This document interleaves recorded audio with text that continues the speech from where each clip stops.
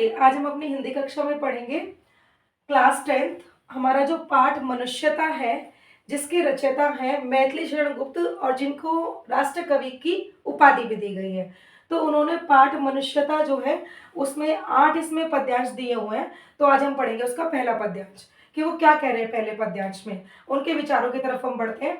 उन्होंने पहले पद्यांश में कहा है, विचार लो कि मृत्यु हो न मृत्यु से डरो कभी। वो कहते हैं कि एक मनुष्य को ये विचार अपने मन में धारण कर लेना चाहिए कि वो मृत्य है। मृत्य मतलब मरणशील है। कैसा है वो?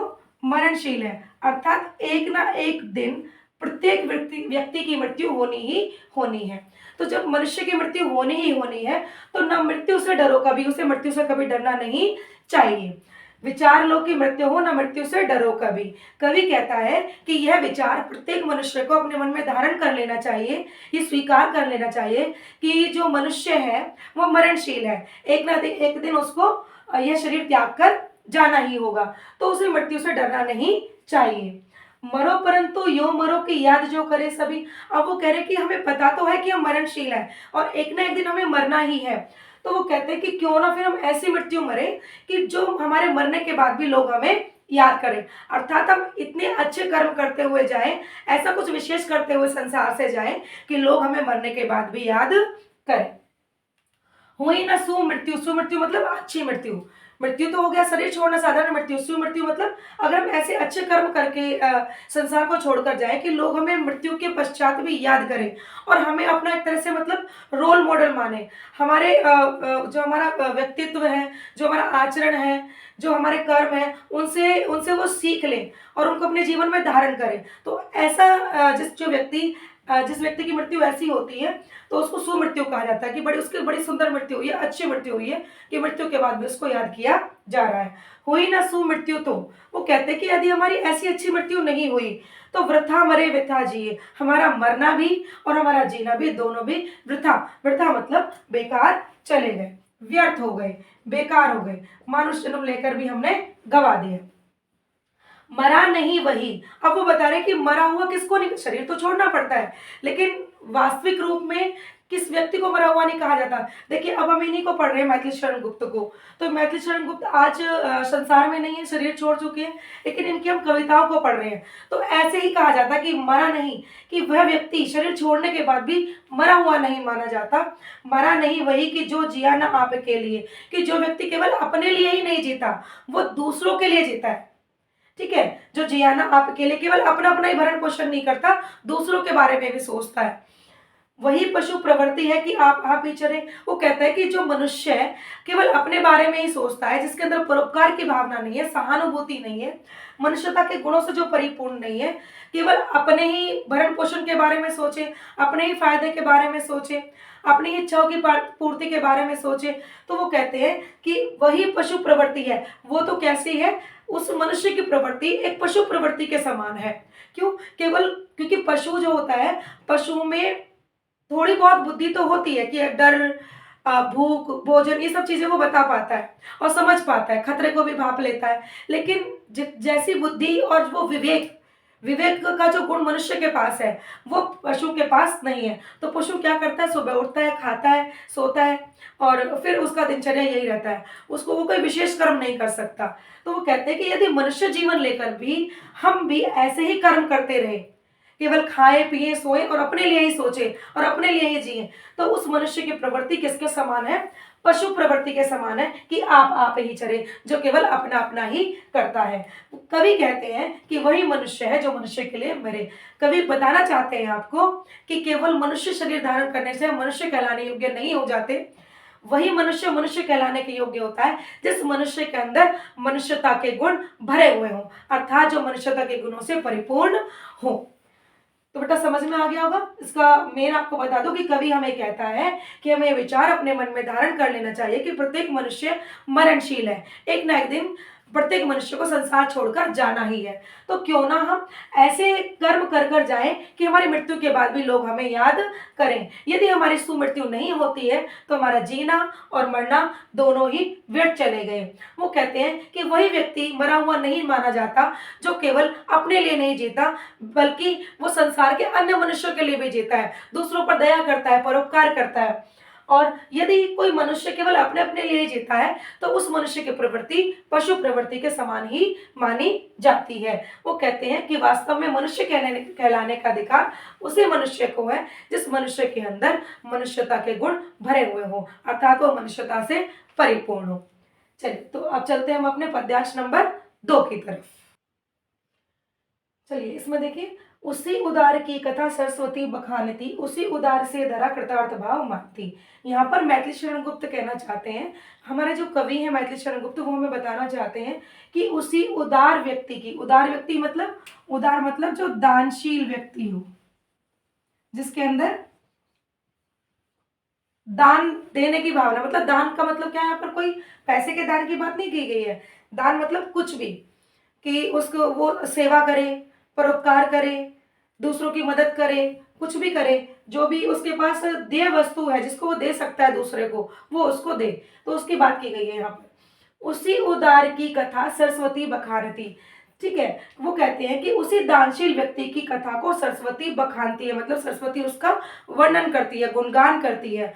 अब यहाँ पर सरस्वती के गुणगान करने का मतलब क्या है, कि ये नहीं कि सरस्वती माँ वीणा लेकर बैठती हैं और उनका गुणगान करती है, उनके जो गुण हैं उनका बखान करती है, नहीं। सरस्वती बखान करने का मतलब है, अब आप समझिए इस बात को बेटा, कि जो मैथिली शरण गुप्त हैं, कि इन्होंने जो भी कवि रचना की है, जो भी काव्य रचना की है, अब हम उसको किस में पढ़ रहे हैं, पुस्तक में पढ़ रहे हैं और उनके बारे में पढ़ रहे हैं। तो जो हमारी विद्या होती है वो क्या होती है, सरस्वती ही तो होती है। तो इसलिए उसने कहा कि उसी उदार की कथा सरस्वती बखानती, अर्थात उस व्यक्ति के विषय में पुस्तकों में लिखा जाता है, वर्णन किया जाता है। उसी उदार से धरा, धरा मतलब पृथ्वी, कृतार्थ भाव मानती, कृतार्थ मतलब आभार प्रकट करना, आभार मानना। वो कहते हैं कि उसी दानशील व्यक्ति से जो हमारी पृथ्वी है, तो वो भी क्या कहती है, आभार व्यक्त करती है कि मैं उसकी आभारी हूँ। जैसे कोई माँ की संतान होती है, वो अच्छा काम कर दे तो माँ कह देती है कि मैं धन्य हो गई। उसी प्रकार से जब इस पृथ्वी पर भी जो मनुष्य पैदा होता है, वो अच्छे कर्म करता है, वो उदार बनता है, मनुष्यता के गुणों को अपने अंदर धारण करता है और मृत्यु के बाद भी याद किया जाता है, तो ऐसे सुपुत्रों को पाकर पृथ्वी माँ भी क्या कहती है, कृतार्थ भाव मानती, वो उनका आभार व्यक्त करती है। उसी उदार की सदा सजीव कीर्ति कूजती, कूजती मतलब फैलती है, कूजती मतलब फैलती है। यहाँ कवि कहना चाह रहे हैं कि उसी दानशील व्यक्ति की सदा सजीव, सजीव मतलब मृत्यु के पश्चात भी वो एक प्रकार से जीवित है, उसका नाम लिया जा रहा है, उसकी जो सजीव कीर्ति है वो संसार में फैलती रहती है।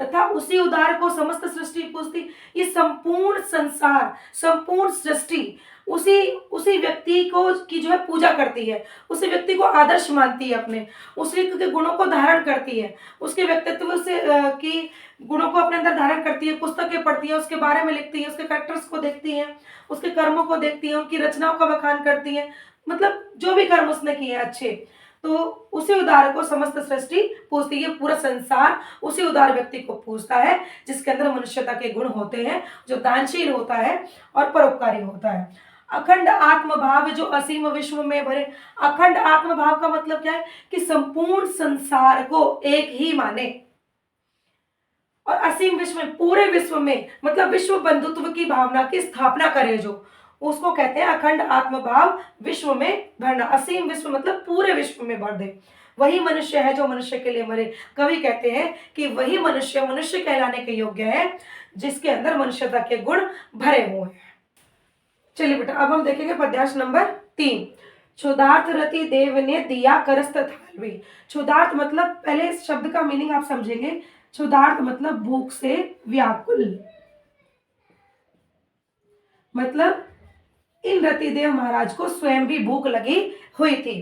क्षुधार्थ रतिदेव ने दिया करस्त थालवी, करस्त मतलब हाथों में, हाथों में जो भोजन का थाल था इनके, थाल मतलब भोजन की थाली, या थाल से तात्पर्य है भोजन की थाली। मैथिली शरण गुप्त जी बताते हैं कि रतिदेव नाम के एक ऐसे राजा हुए जो स्वयं भूख से व्याकुल थे, लेकिन जब उनके सामने कोई याचक आया जिसने भोजन के लिए याचना की, तो उन्होंने क्या किया, अपने खुद भूख से व्याकुल होते हुए भी अपने हाथ का जो भोजन का थाल था वो उस याचक को दे दिया। नेक्स्ट देखिए, दधीची ने दिया परार्थ अस्थि जालबी। जो दधीची थे, जो महान संत थे, ये इन्होंने क्या किया, परार्थ मतलब परोपकार के लिए, परार्थ मतलब परोपकार के लिए,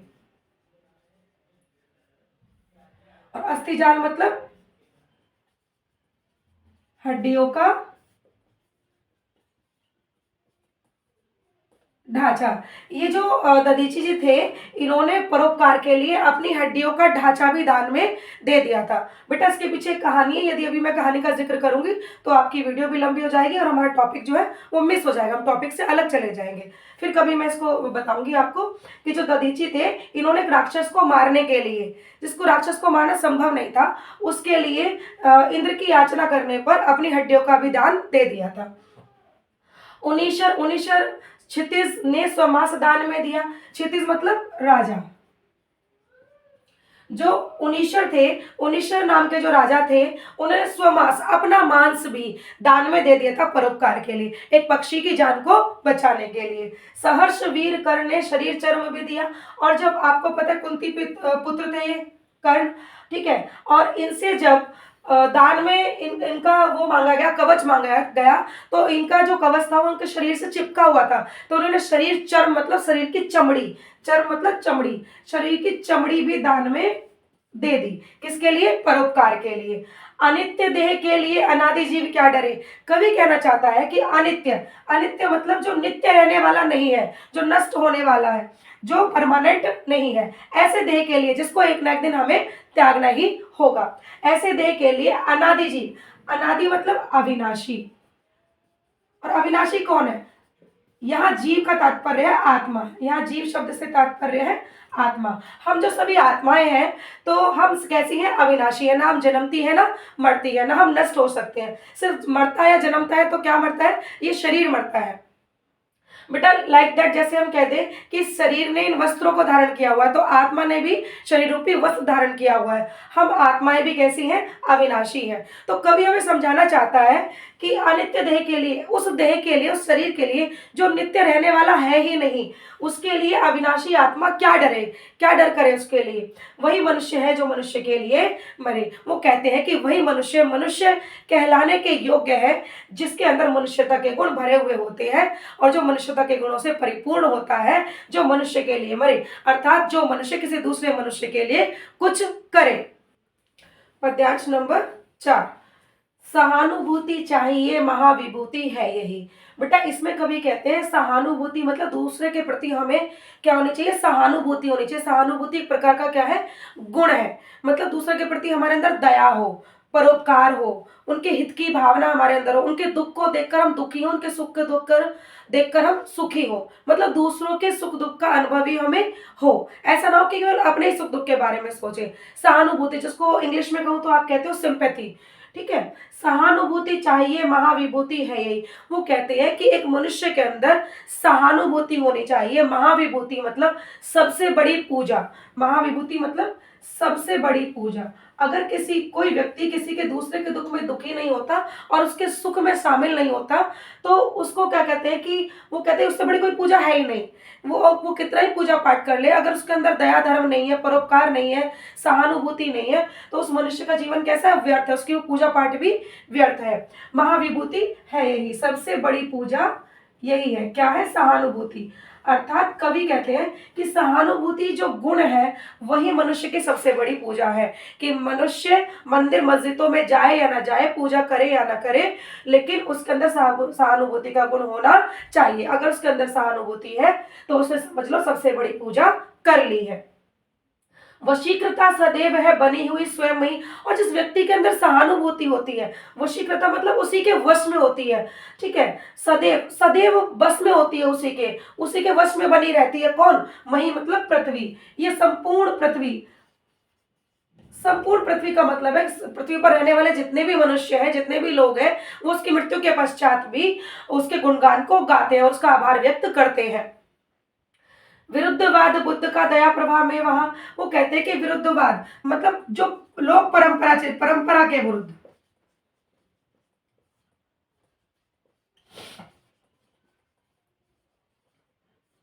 परंपरा के विरुद्ध। जब आपको पता है कि उस समय पर जो बुद्ध जी का जो समय था, उन्होंने दया का पाठ पढ़ाया। उससे पहले क्या था, कुछ रूढ़िवादी परंपराएं चली हुई थी कि भाई स्त्रियां घर का काम करेंगी, वो मंदिर में नहीं जा सकती है, इस जाति वर्ग के लोग मंदिर में पूजा नहीं कर सकते, ये अछूत है, ये सब मतलब चीजें चलती थी।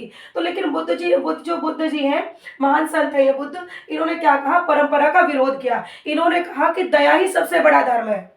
ये कोई धर्म नहीं है कि ये धर्म है कि उनको नहीं जाना मंदिर में, उनको मंदिर में जाना, ऐसा कोई धर्म नहीं होता है। तो दया प्रभा में बहा, जब उन्होंने दया का पाठ पढ़ाया तो इसकी धारा इस तरह से बही कि लोग परंपराओं का विरोध करते हुए भी उनके पीछे चल पड़े और उनके अनुयायी भी बने। विनीत लोक वर्ग क्या न सामने झुका रहा, क्या ये विनीत विनीत लोक वर्ग मतलब ये निवेदन करता हुआ लोक वर्ग, पूरी जनता इन बुद्ध की दया के प्रवाह के आगे बह गई, झुक गई। क्या न सामने झुका रहा, क्या वो झुका नहीं रहा, क्या वो झुका नहीं दया के आगे, झुका। किस लिए झुका, क्या परंपराएं में तोड़ दी गई, किसके किसके कारण, इस दया भाव के कारण, इस दया गुण के कारण। आहा वही उदार है, वो कहते हैं कि वही उदार है, परोपकार जो करे, जो व्यक्ति परोपकार करता है वही मनुष्य है कि जो मनुष्य के लिए मरे। वही मनुष्य मनुष्य कहलाने के योग्य है जो मनुष्य दूसरे मनुष्य के लिए क्या करता है, त्याग करता है, परोपकार करता है, उस पर उसके लिए बलिदान करता है। ठीक है, इसीलिए कहा गया मनुष्य के लिए मरे, ये नहीं कि उसके लिए जान दे दे, मतलब उसके अंदर दूसरे मनुष्य के प्रति दया भाव हो, सेवा भाव हो, सहानुभूति हो, परोपकार की भावना हो। ठीक है, इसी को महाविभूति कहा गया। इसी ऐसे ही व्यक्ति की पृथ्वी जो है वशीकृता होती है। और ये बुद्ध ने भी क्या किया, दया जो गुणवत्ता है मनुष्य की एक, इसी गुणवत्ता के प्रभाव में क्या हुआ, जो हमारी रूढ़िवादी परंपराएं थे वो भी बह गई। और वो कहते हैं कि ये विनीत लोक वर्ग, सारी की सारी विनीत जनता क्या उसके सामने झुकी नहीं, दया के आगे झुकी। और वो कहते हैं उदार उदार व्यक्ति वही होता है जो जो परोपकार करता है, वही मनुष्य होता है जो मनुष्य के लिए मरता है। पद्यांश नंबर 5। बेटा इसमें मैथिली शरण गुप्त जी कहते हैं, रहो न भूल के कभी मदांध तुच्छ वित्त में। वो कहता है रहो न भूल कर कभी, कभी भी भूल कर भी हमें, मदांध मतलब मद में अंधा होना, मद जमा अंध। ठीक है, यहाँ पर मद मतलब मदिरा नहीं है, यहाँ पर अभिमान में चूर होकर, अभिमान में चूर होकर, किस चीज के अभिमान में, तुच्छ थोड़ी सी, किसमें, वित्त मतलब धन संपत्ति आने पर, थोड़ी सी धन संपत्ति आ जाती है तो हम स्वयं को ही स्वामी समझने लगते हैं, दाता समझने लगते हैं, जरा सा दान धर्म करके हम अभिमानी हो जाते हैं। तो वो कहते हैं कि रहो ना भूल कर कभी मदांध, अभिमान में चूर कभी मत रहो, आप भूल कर भी कभी चूर मत होना। किसको लेकर, तुच्छ धन संपत्ति को लेकर। सनात जान आपको करो न गर्व चित्त में, अगर आपके पास थोड़ी सी धन संपत्ति आ जाए, आप थोड़े से दान करने योग्य हो जाए, धर्म करने योग्य हो जाए, तो अपने अंदर अभिमान को ना आने दे। वो कहते हैं स्वयं को सनात मत जानने लगना। ये तो तुमने थोड़ा सा दान दे दिया तो ये मत सोचना कि अगर हम इनको दान नहीं देंगे तो उनका गुजारा ही नहीं होगा, हम ही सनात हो गए, हम ही देने वाले हो गए। हमें ये कभी नहीं भूलना है कि हमें भी उस परम पिता परमात्मा ने ही यह धन संपत्ति दी है। सनात जान आपको, अपने आप को सनात ना जाने कि मैं ही सनात हूँ, मैं ही सब कुछ हूँ। करो ना गर्व चित्त में, अपने चित्त में कभी भी गर्व नहीं करना चाहिए। अनाथ कौन है यहाँ, अब कभी यहाँ पर क्लियर करना चाहते हैं, इस बात को बताना चाहते हैं कि अनाथ कौन है यहाँ। यहाँ पर अनाथ कोई भी नहीं है, अर्थात जिसका संसार में कोई नहीं होता। त्रिलोकनाथ साथ है, जो तीनों लोगों का नाथ है वो उसके साथ होता है।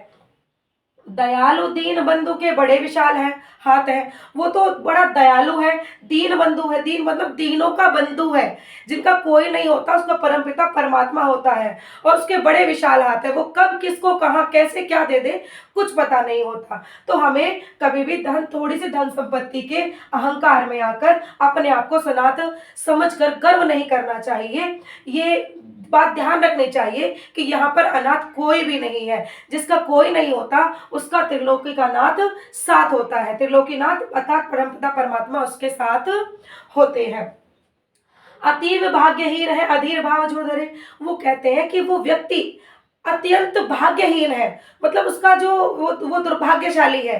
कौन? अधीर, मतलब जो धैर्य को खो दे, जो धैर्य को धारण ना करे, वो कहते हैं वो भाग्यहीन व्यक्ति है। जो जरा सी धन संपत्ति आए, जरा सा कुछ मिल जाए तो अधीर हो जाता है, या कुछ ना मिलने पर वो क्या करता है, अपने धैर्य को खो देता है, वो भाग्यहीन व्यक्ति है। हमें सब्र करना चाहिए, धैर्य को धारण करना चाहिए, समय का इंतजार करना चाहिए। वही मनुष्य है जो मनुष्य के लिए मरे। कवि कहता है कि वही मनुष्य मनुष्य कहलाने के योग्य है जो दूसरे मनुष्य के लिए मरता है, अर्थात दूसरे मनुष्य के ऊपर दया करता है, परोपकार करता है। पद्यांश नंबर 6। इसमें बेटा कवि कह रहे हैं कि अनंत अंतरिक्ष, अंतरिक्ष किसको कहा गया? आकाश को कहा गया है। अनंत अंतरिक्ष किसको कहा गया है? आकाश को कहा गया है। अनंत अंतरिक्ष में अनंत देव है खड़े, और अनंत देव किसको कहा गया? अर्थात ऐसे देवता जो अनंत है, जिनका कोई अंत नहीं है। कौन है वो? परमपिता परमात्मा। परमात्मा भगवान की बात यहाँ की गई है। वो कहते हैं कि आकाश में जो परमपिता परमात्मा है वो खड़े हुए हैं। कैसे? समक्ष ही स्वभाव जो बढ़ा रहे बड़े बड़े। आकाश में परमपिता परमात्मा खड़े हुए हैं, और कैसे खड़े हुए हैं? समक्ष, समक्ष मतलब सामने, समक्ष मतलब सामने, ठीक है, सामने ही खड़े हुए हैं। और कैसे? स्वबाहु, स्वबाहु मतलब स्वयं की भुजाएं, स्वयं की भुजाओं को फैलाते हुए जो बढ़ा रहे बड़े बड़े, और वो दूर दूर तक अपनी जो भुजाएं हैं उनको बढ़ा रहे हैं। किस लिए बढ़ा रहे हैं? कि हमारी मदद करने के लिए, दया के लिए, परोपकार के लिए। अर्थात वो कहना चाहते हैं कि आकाश में जो परमात्मा रहते हैं वो परमात्मा सदैव हमारे सामने अपनी भुजाओं को फैलाकर हमारी मदद के लिए तत्पर रहते हैं, खड़े रहते हैं। परस्परावलंब से उठो तथा बढ़ो सभी। वो कहते हैं परस्परावलंब मतलब परस्पर अवलंब, एक दूसरे का सहारा बनकर। परस्पर अवलंब मतलब एक दूसरे का सहारा बनकर, एक दूसरे का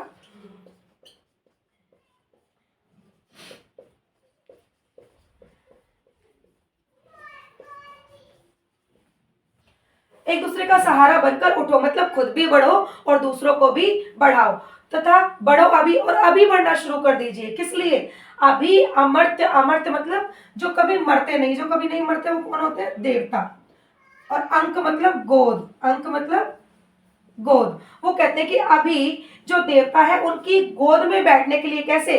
अपंग हो चढ़ो सभी। अपंग मतलब कलंक रहित होकर, स्वयं पर कोई कलंक मत लगने दो। कलंक रहित होकर, कलंक रहित होकर चढ़ो सभी, सभी चढ़ो। वो कहना चाहते हैं दोनों पंक्तियों में कि हमें एक दूसरे का सहारा लेकर, अर्थात स्वयं भी आगे बढ़े और दूसरे को भी अपने साथ आगे बढ़ाएं, और अभी ही बढ़ना शुरू कर देना चाहिए। किस चीज के लिए?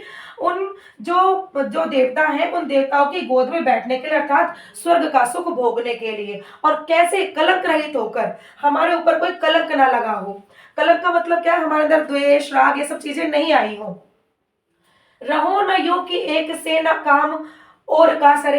हमें संसार में इस प्रकार से नहीं रहना है कि कोई एक व्यक्ति है वो अपना ही अपना काम करे, वो किसी और के काम ना आए, उस व्यक्ति से किसी और का काम ना सरे, मतलब उस व्यक्ति के द्वारा किसी और का काम संपन्न ना हो, किसी और की मदद ना हो, किसी और का काम ना बने। मनुष्य वही है जो मनुष्य के लिए मरे। वो कहते हैं कि वही मनुष्य कहलाने के योग्य होता है जिसके अंदर मनुष्यता के गुण भरे हुए होते हैं, जो मनुष्य मनुष्य के लिए मरता है, अर्थात जो मनुष्य दूसरे के लिए प्राण न्यौछावर करने के लिए भी तत्पर रहता है। पद्यांश नंबर 7।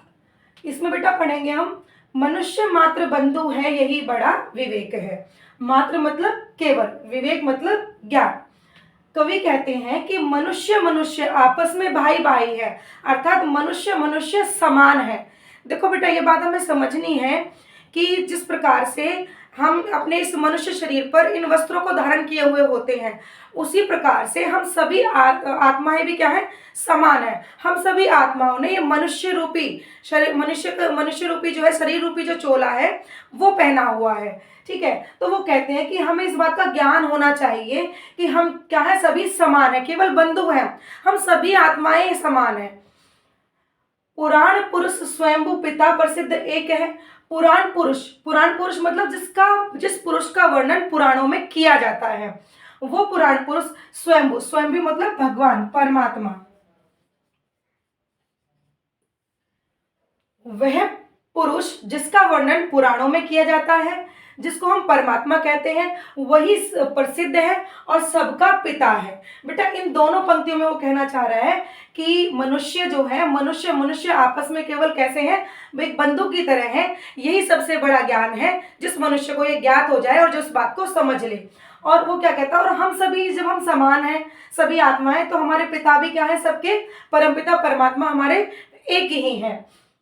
फलानुसार, अब वो कहते हैं कि जब सब एक है तो भेद कैसे, तो वो हमें बताना चाहता है कि भेद तो अवश्य है, लेकिन कहाँ भेद है, फलानुसार कर्म के अवश्य बाह्य भेद है।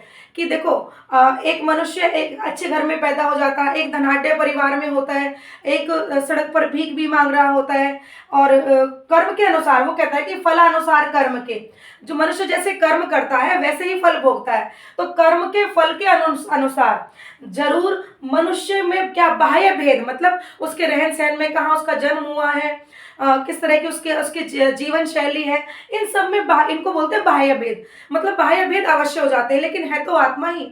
एक पशु और एक मनुष्य की भी बात करें तो हम में क्या है, शारीरिक भेद ही तो है।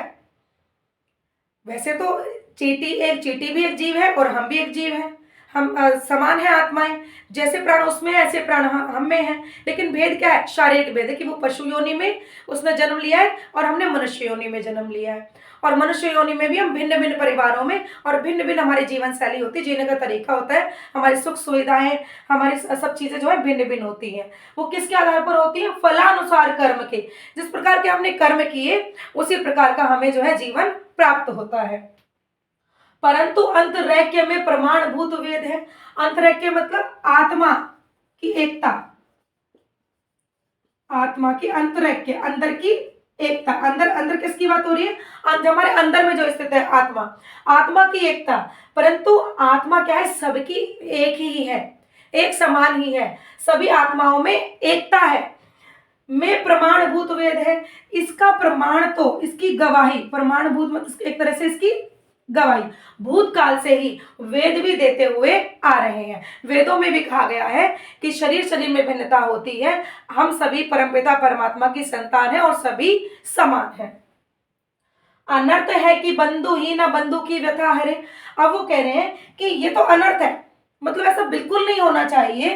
कि अनर्थ मतलब ऐसा कोई कार्य होना जो नहीं होना चाहिए था, अनर्थ है। वो कहते हैं कि ये तो अनर्थ हुआ कि बंधु ही ना बंधु की व्यथा हरे, कि एक बंधु, एक मनुष्य दूसरे मनुष्य की व्यथा को, मतलब पीड़ा को, दुख को, शोक को हरे ना। हरे ना मतलब क्या, उसके दुख को ले ले, नहीं, हरने का मतलब है कि उसके दुख में दुखी ना हो। भाई किसी को दुख है तो क्या उसके कम से कम उसकी सहानुभूति तो दिखाए, उसके दुख को वो नहीं ले सकता, उसको कम से कम साथ तो दे। साथ देने से क्या होगा, उसका दुख थोड़ा सा कम होगा और उस व्यक्ति के जीवन में जो दुख है उस दुख को झेलने की उसके अंदर पावर आएगी और उसकी जितनी मदद कर सकता है, जो भी कुछ उसके लिए कर सकता है उसको वो करे। तो वो कहते हैं कि ये तो अनर्थ हो जाएगा अगर बंधु ही बंधु की व्यथा को ना हरे। वही मनुष्य है जो मनुष्य के लिए, मेरे कवि कहते हैं कि वही मनुष्य मनुष्य कहलाने के योग्य है जो दूसरे मनुष्य के प्रति मरता है, अर्थात दूसरे मनुष्य की मदद करता है, दूसरे मनुष्य के प्रति सहानुभूति रखता है, दया रखता है, परोपकार करता है, उसके दुख में स्वयं भी दुखी होता है और उसके सुख में खुद भी सुखी होता है, दूसरों को सुखी देखकर भी सुख का अनुभव करता है। पद्यांश नंबर 8, चलो अभिष्ट मार्ग में सहर्ष खेलते हुए। अभिष्ट मतलब इच्छित मार्ग, जो तुमने अपनी इच्छा से चुना हुआ है, जो तुमने जीवन का लक्ष्य बनाया हुआ है, उसी मार्ग पर चलो अभिष्ट मार्ग में सहर्ष। सहर्ष मतलब खुशी खुशी के साथ, खेलते हुए।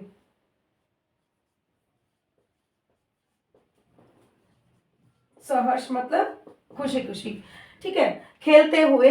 विपत्ति विघ्न जो पड़े उन्हें ढकेलते हुए।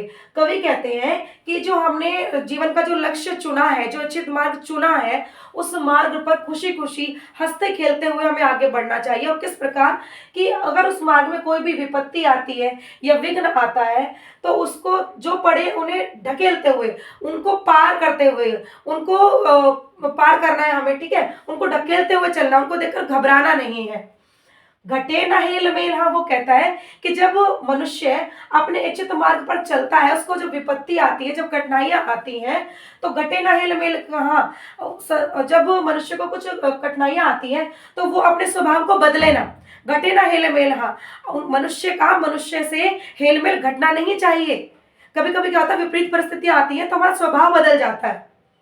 जब हमारी स्थिति अच्छी होती है तो हमारे अंदर बहुत सारे सद्गुण होते हैं, लेकिन विपत्ति में हम धैर्य खो देते हैं और अपने सद्गुण को भी खो देते हैं। तो ऐसा नहीं करना है।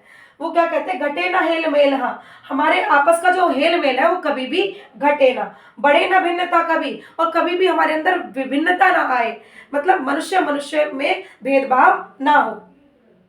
अतर्क एक पंथ के सतर्क पंथ हो सभी। अतर्क मतलब, अतर्क मतलब जहां पर तर्क वितर्क ना किया जाए, ऐसा पंथ हो, पंथ मतलब रास्ता, ऐसे रास्ते पर जहां पर तर्क वितर्क ना होता हो, ठीक है, ऐसे रास्ते पर सतर्क होकर, सतर्क पंथ हो सभी, कैसे बने, सतर्क पंथी बनकर उस मार्ग पर हम चले, तभी समर्थ भाव है। वो कहते हैं यही समर्थ भाव है, अर्थात जो भाव समान है और सार्थक है, वही है कि तारता हुआ तरे, कि यही समर्थ भाव है, सच्चा भाव और सही अर्थों में भाव वही है कि जो तारता हुआ तरे, स्वयं भी आगे बढ़े और दूसरों को भी आगे बढ़ाता हुआ चले। वही मनुष्य है कि जो मनुष्य के लिए मरे। कवि कहते हैं कि वही मनुष्य मनुष्य कहलाने योग्य है जो मनुष्य के लिए मरता है। अर्थात इस पद्यांश के अनुसार जो स्वयं भी आगे बढ़ता है और दूसरों को भी आगे बढ़ाते हुए चलता है। जब मार्ग में विभिन्नताएं आती हैं, मार्ग में जब विपत्ति आती है, विघ्न आता है, तो उसको ढकेलता हुआ और आपस के हेल मेल को कभी उसको मिटने नहीं देता, उसको मिटने नहीं देता और भिन्नता को पनपने नहीं देता, कभी जन्म नहीं होने देता उसका भिन्नता का, विपत्ति विघ्न आने पर, ठीक है। और अतर्क, जो हमारा अतर्क मतलब जहां पर तर्क वितर्क होता हो, ऐसे मार्ग को छोड़कर सतर्क होकर एक समान मनुष्य के साथ व्यवहार करते हुए वो अब खुद भी आगे बढ़ता है और दूसरों को भी आगे बढ़ाता है, तारता हुआ तरता हुआ चलता है। वही मनुष्य है जो मनुष्य के लिए मरे। मनुष्य कहलाने के योग्य वही है जो मनुष्य के लिए मरता है।